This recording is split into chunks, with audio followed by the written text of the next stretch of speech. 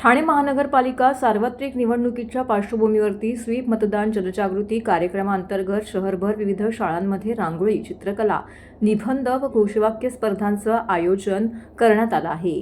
या उपक्रमातून विद्यार्थ्यांनी लोकशाहीतील मतदानाचे महत्त्व प्रभावीपणे मांडले। मतदानाचा टक्का वाढावा तसेच जास्तीत जास्त नागरिकांनी लोकशाहीने दिलेला अधिकार बजावावा यासाठी ठाणे महानगरपालिकेच्या माध्यमातून जनजागृती करण्यात येत आहे। आयुक्त तथा निवडणूक अधिकारी सौरभ राव यांच्या मार्गदर्शनाखाली स्वीपच्या नोडल अधिकारी डॉ. मिताली संचेती यांच्या सहकार्याने शहरातील विविध भागांमध्ये दररोज जागृती सुरू आहे।